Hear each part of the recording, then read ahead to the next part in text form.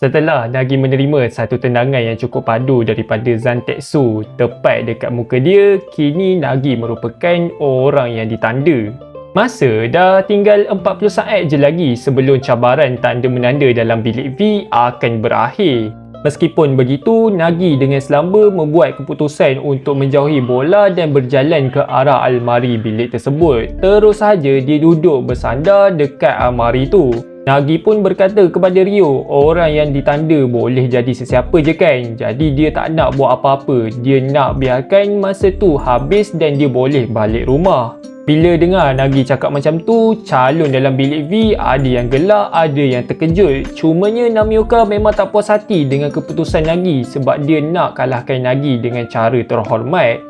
Tapi Nagi memang berkeras tak nak teruskan. Nagi bagilah alasan dia, cabaran ni membosankan lah, cabaran ni baru cabaran pertama, kiranya lepas ni lagi susah lah. Sebenarnya lebih kepada dia malas nak berusaha. Lagikan pula hidung dia sakit akibat daripada dia terkena rembatan yang padu daripada Zantetsu.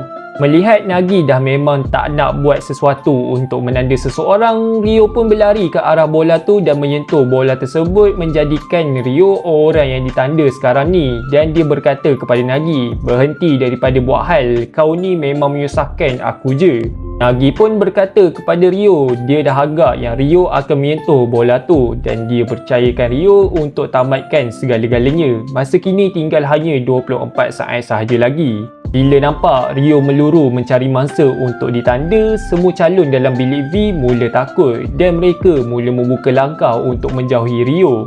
Rio sedar masa pun dah tak ada, jadi cari je lah sesiapa untuk ditanda asalkan dia dan Nagi boleh terselamat. Sampai satu masa ada dua orang calon yang bertembung sesama sendiri dekat kawasan yang berdekatan dengan satu bucu bilik. Jadi Rio pun melakukan sepakan, tapi sepakan tersebut mengenai dinding dan melantun sebanyak 2 kali sebelum sampai balik dekat Rio semula. Jadi semua calon yang tengah melarikan diri tu rasa terselamat. Tapi mereka tak sedar yang mereka dah pun berkumpul dekat bucu bilik tu beramai-ramai. Mereka pun agak sulit untuk melarikan diri, jadi Rio pun melepaskan satu rebatan yang deras. Bola tu terkena dekat muka Zantetsu. Rio pun berkata kepada Zantetsu, di depan aku yang kurang bijak yang akan jatuh dulu. Impak rembatan Rio yang sampai ke muka Zantetsu menyebabkan Zantetsu jatuh terlentang. Nagi pun memuji Rio. Namioka menganjing Zantetsu lagi sebab dia menjadi orang yang ditanda sekarang ni. Zantetsu mula naik angin. Dia pun berkata kepada semua calon dalam bilik V, kalau dia menang, semua orang dalam bilik tu yang kurang bijak. Sekarang masa dah tinggal 11 saat, Zantetsu terus bangun dan membawa bola tu. Jadi berlarilah semua menjauhi Zantetsu, tapi Zantetsu membawa bola dengan sangat laju. Lalu dia pun ingin melancarkan satu rembatan. Jadi calon yang berada di hadapan dia pun melompat, tapi dia sebenarnya mengacah sahaja. Jadi Rio pun ingat yang Zantetsu akan merembat selepas adanya calon yang melompat. Cumanya Zantetsu masih lagi tak melancarkan rembatan dia pun, dan masa tu Zantetsu tengah menghadap dinding. Lalu Zantetsu merembat bola dengan sangat padu dekat dinding tu, lalu bola tu pun melantun.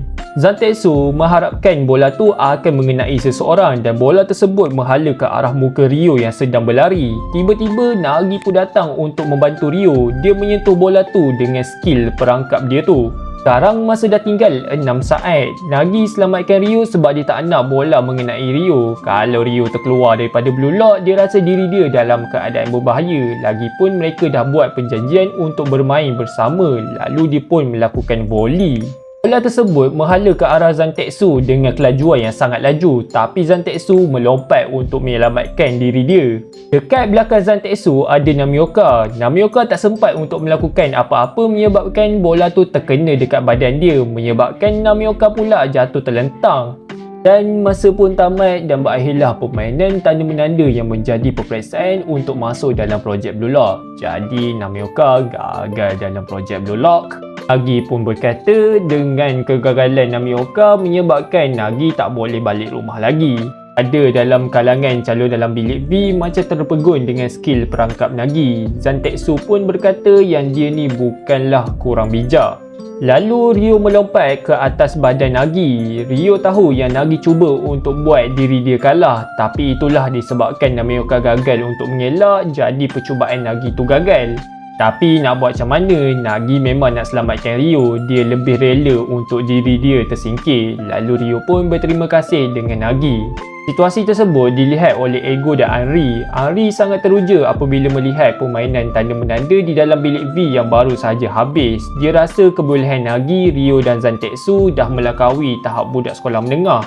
Tapi Ego berkata kepada Anri, Anri hanya ada seorang sahaja yang boleh jadi penyerang nombor 1 dunia. Projek Blue Lock dicipta untuk tujuan itu. Jadi Anri pun cepat-cepat minta maaf. Ego pun menyambung percakapan dia lagi. Ini baru sahaja permulaan. Hari ini cuma peperiksaan untuk kemasukan ke dalam projek Blue Lock sahaja. Pertarungan sebenar akan bermula daripada sekarang.